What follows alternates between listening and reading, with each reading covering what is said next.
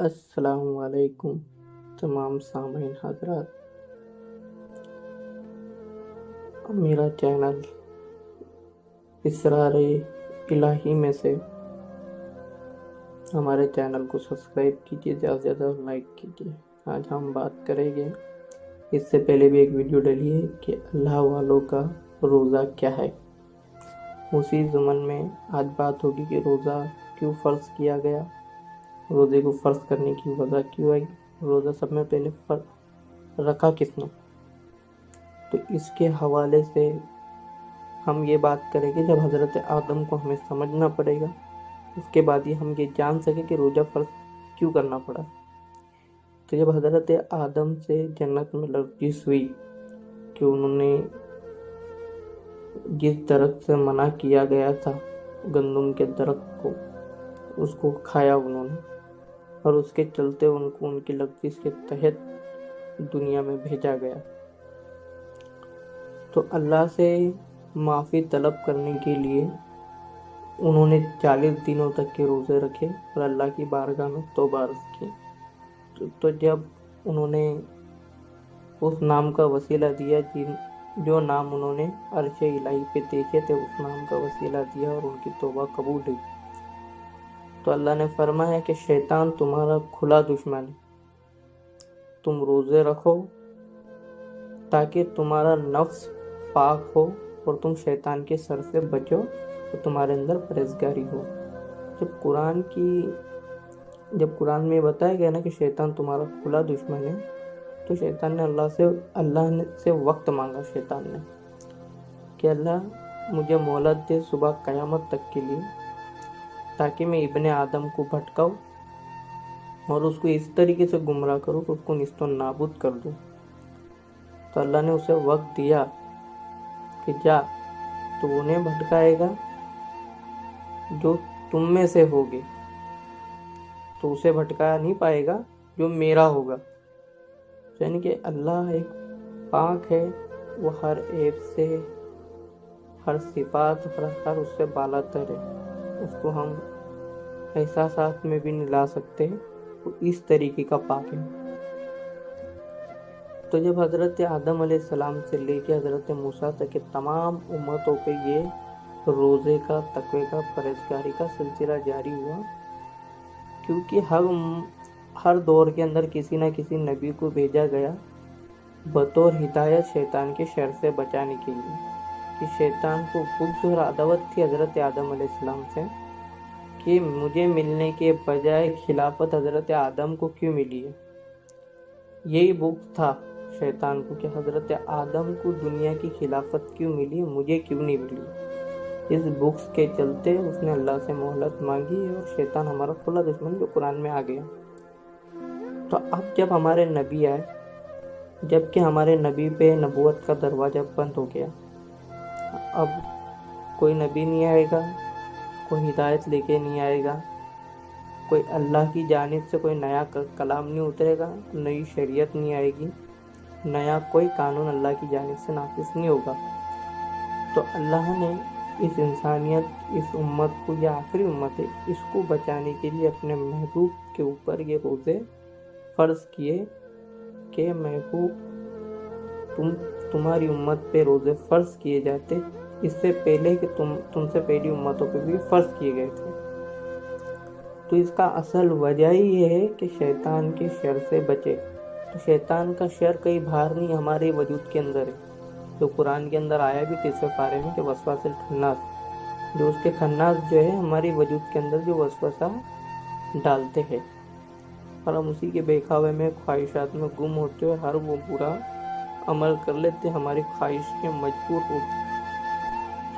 ہوتے ہوئے، ہماری خواہش کے ہاتھوں ہم مجبور ہو جاتے. وہ مجبور کب ہوتے؟ جب ہمارا نفس پہ اپنا قابو نہیں ہوتا ہے. وہ کیوں نہیں ہوتا ہے؟ کہ تمہارے اندر نور الہی نہیں ہوتا ہے، تمہارے اندر قوت قلب نہیں ہوتی ہے، قلب کا روح کا ذکر نہیں ہوتا ہے، اللہ کا اذن نہیں ہوتا ہے تمہارے پاس. اس کے لیے تم ان وسوسوں کے بہکاووں میں آتے ہو اور شیطان کے ہمراہ ہمگیر چل جاتے ہو. جبکہ وہ حملہ تمہاری اندر سے کرتا ہے، کہیں باہر سے نہیں کرتا ہے، تمہاری اندر سے حملہ کرتا ہے. وہ تمہیں اندر سے خیالات میں وسوسوں میں بہکاتا ہے۔ اس کی مثال اس طریقے سے لو جیسے کہ گویا کسی نے کسی شخص سے پوچھا جناب صبح میں فجر میں ملو، اس نے بولا کہ یقیناً ہم فجر میں ملتے ہیں۔ تو کسی شخص نے بول دیا کہ بھئی اللہ چاہے تو ملے گے، اللہ نے چاہا تو ملے گا، یہ ایمان والا تھا۔ باقی جب شیطان نے جب دوسرے شخص کو دیکھا کہ ہم ملے گے تو اسے نیند میں اتنا گہرا سلا دیا کہ وہ منکر ہو گیا کہ میں اٹھ ہی نہیں پایا، اللہ چاہتا ہی نہیں تھا، اللہ یہ چاہتا ہی نہیں تھا کہ میں نماز کے لیے جاؤں۔ تو اللہ ایسے بھی کیوں چاہے گا کہ نماز روزہ انسان اپنی ذات کے لیے رکھتا ہے کہ وہ اپنے آپ کو بچا سکے، پاک کر سکے۔ اللہ کو نماز روزہ زکات اس کی کوئی ضرورت نہیں ہے، صرف یہ بندوں کے فائدے کے لیے ہے۔ اور اگر کبھی کوئی روزہ یہ نیت سے رکھتا ہے کہ دنیا مجھ سے خوش ہو، دنیا والے خوش ہو اور میں جہنم سے بچ جاؤں، جنت مجھے حاصل ہو جائے، تو یہ روزہ رکھنا فضول ہے، کیونکہ روزہ صرف خالص اللہ کے لیے رکھا جائے اور اس کے ذریعے اپنے نفس اپنی روح کو پاک کیا جائے۔ روزے کا اصل ڈیفینیشن ہی ہے، روزے کا اکثر مطلب ہی یہ ہے، روزے کا اصل مقصد بھی یہی ہے کہ امت مسلمہ کے اندر تقوی، پرہیزگاری، نور حاصل ہو سکے، تعلق باللہ ان کے تعلق اللہ ہو سکے، کہ اللہ سے وہ کنیکٹ ہو سکے، اللہ سے اس کا تعلق جڑ سکے، اللہ سے اس کی بات چیت کلام ہو سکے۔ اس کے لیے اللہ نے تقوی اور پرہیزگاری کا یہ سلسلہ جاری رکھا ہے امت محمدیہ کے اندر، جو قیامت تک چلے گا۔ اور جب نبوت کا سلسلہ، رسالت کا سلسلہ بند ہوا تو ولایت کا سلسلہ شروع ہوا، جنہیں ولی اللہ، صوفیاء کرام، صالحین کہا جاتا ہے۔ تو کئی سارے ہمارے کو اقسامات ملتے ہیں، تو ان کی جب تم حالات زندگی پڑھو گے تو تمہیں سمجھ آئے گا کہ روزہ حقیقت میں ہے کیا۔ روزہ صرف رمضان مہینے کی حد تک کہ یہ نہیں ہے کہ یہ 30 دن تک کے روزہ، اس کے علاوہ بھی بہت سے روزے ہیں جو ہمیں بطور پریکٹس یہ 30 دن کے روزے کرائے جاتے ہیں، کہ شیطان تمہیں صرف یہی رمضان مہینے میں قید میں رہے گا، باقی ٹائم تو کیسے چھوڑ جاتا ہے۔ جب تم کیا کرو گے تو جو 30 دنوں کے اندر جو تمہارا جو روزہ رکھ کے جو نور بنتا ہے، وہ روزے اس نور کی حفاظت کرے اور وہ نور کی مقدار تمہیں وہ پورا سال بھر کام آئے گی، شیطان کے وسوسوں سے، شیطان کے خلاف استعمال کرنے میں، کہ شیطان تم پر حاوی نہیں ہو سکے۔ کہ شیطان ایک ہی شخص پہ حاوی ہوگا جب تم اسے اجازت دو گے۔ شیطان کو جب تک کہ تم اجازت نہیں دو گے تم پہ حاوی ہو ہی نہیں سکتا ہے، کہ تم اشرف المخلوقات ہو، تم شیطان سے بھی افضل ہو، تم فرشتوں سے بھی افضل ہو۔ جب بھی اللہ نے تمہارے آگے فرشتوں کو سجدہ کروایا، اسی وجہ سے کیا کہ تمہارے اندر اللہ کی روح ہے، اللہ کا اذن تمہارے میں پوشیدہ ہے۔ تو اپنے نفس کو روزے کے ذریعے پاک کرو، نماز کے ذریعے اپنی ظاہری گندگی کو مٹاؤ، جو اپنے قلب کے اوپر جو گرد و غبار جو لگی ہے، نماز کے نور سے وہ نور جب جاتا ہے قلب کے اوپر تو دل صاف ہونے لگتا ہے، اور پھر جب جا کے کسی مرشد کامل کے ہاتھ پہ جب کوئی بیعت ہوتا ہے تو اس کی نمازیں وہ اثر کرتی ہے کہ اس کا قلب دھونے لگتا ہے اور اس کے اندر نور الہی داخل ہونا شروع ہوتا ہے۔ جب پھر یہ قرآن کی آیت اس کے اوپر فٹ بیٹھی کہ بے شک نماز برائیوں اور بے حیائیوں سے روکتی ہے، جب بھی فٹ بیٹھے گی، اگر کبھی یہ عمل سے نہیں گزارا جائے، یہ پروسیس سے نہیں گزارا جائے تو یہ آیت کا تو کوئی مطلب ہی نہیں رہے گا، گویا پھر معاذ اللہ جھوٹ بول رہا ہے۔ جو کہ آج کے ٹائم میں اگر کبھی دیکھا جائے گا تو بڑے بڑے مدرسے کے مفتیاں، عالم، قاری ریپ کیسوں کے اندر جیلوں میں بند ہے۔ تو یہ کس وجہ سے بند ہے؟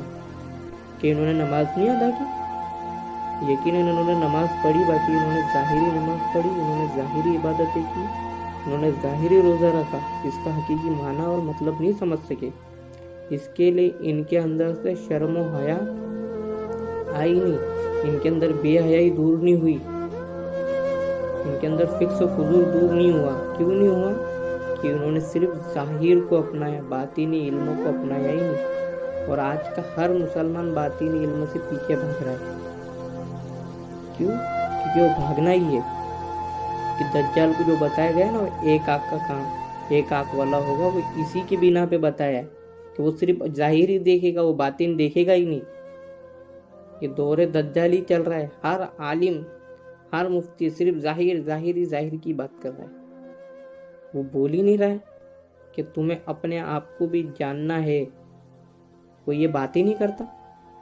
وہ فرقہ واریت میں پھنسا ہوا ہے، وہ ادھر ادھر کی باتیں کرتا ہے. امت مسلمہ کا وقت رائے گا کرتے ہیں، باقی امت مسلمہ کے اوپر اس کا فرض ہے کہ ان کو وہ علم خاص سے نوازے، اس علم کی طرف ان کو لے جاوے جو اللہ کا یقیناً اس کا وحدانی علم ہے، جسے علم لدنی علم خاص کہا جاتا ہے. وہ علم کی طرف قوم کو امت کو لے جا سکے، یہ علماء کرام کی جوابداری ہے. باقی آج کے دور میں علماء سوئی ہے، علماء حق تو ہے نہیں. یہ کام تو علماء حق کا ہے، اور علماء حق نہ جانے ہے بھی کیا نہیں بھی اللہ بہتر جانے. تو ہمیں روزہ سمجھنا ہوگا روزہ ہے کیا. روزہ صرف بھوکا پیاسا رہ جانے کا نام روزہ نہیں ہے. اللہ کو تمہارے بھوکے پیاسے رہنے سے کیا فرق پڑے گا؟ کوئی مطلب نہیں اس کو تمہارا بھوکا پیاسا رہنے سے. کیا فرق پڑ جائے گا تمہارا بھوکا پیاسا رہنے سے؟ اور وہ یاد تک کہ اس شان کا مالک ہے، پوری کائنات بھی اس کی عبادت میں لگ گئی تب بھی اس کی قہاریت اور اس کی جباریت کے اندر کوئی فرق نہیں پڑے گا. اور پوری کائنات بھی گنہگار ہوگی تب بھی اس کی رحمانیت میں کوئی فرق نہیں پڑے گا. وہ اس شان کا مالک ہے. تم اسے تمہاری روزے نماز کے ذریعے اس کو منانا جاؤ گے، وہ کبھی راضی نہیں ہوگا اس ذریعے سے جب تک کہ تم کسی اس کے محبوب کے در سایہ طالب نہیں پاؤ. اس کے محبوب کا جب تک کہ کسی اس کے محبوب بندے کے ذریعے اس تک کہ نہ پہنچو، جب تک کہ تمہاری کوئی عبادت کوئی کام کی نہیں. اور ہماری باتوں کو سمجھنے کے لیے کسی مرشد کامل اور عالم باحق کی ضرورت ہے، جو عالم باحق ہوگا، جسے علم ظاہر اور علم باطن کا نالج ہوگا، شعور ہوگا. وہی ہماری بات کی تصدیق اور تلقین کر پائے گا. اگر کبھی علماء سو ہوگا تو وہ صرف اتنا ہی کہہ دے گا کہ بکواس چیزیں یہ یا من گھڑت چیزیں، جبکہ من گھڑت نہیں ہے. اسلام کی اصل روح ہی یہ ہے. السلام علیکم. جو بھی خطا ہوئی ہو مالک و مولا کی بارگاہ میں توبہ عرض ہے. مولا توبہ قبول کرے. تمام امتی ہے محمدی کو تمام گناہ اور بری چیزوں سے مالک و مولا دور رکھے اور شیطان کے شر سے بچائے. یہ دعا عرض ہے. اور ہمارے چینل کو سبسکرائب کیجیے، زیادہ سے زیادہ شیئر اور کمنٹس کیجیے جو بھی تمہارے سوال ہو. یا میں کچھ غلطی کر دیتا ہوں تو وہ غلطی بھی بتائیے، کیونکہ میں بھی آخر کار ایک انسان ہی ہوں، مجھ سے بھی غلطی ہو سکتی ہے، مجھ سے بھی لا علمی ہو سکتی ہے.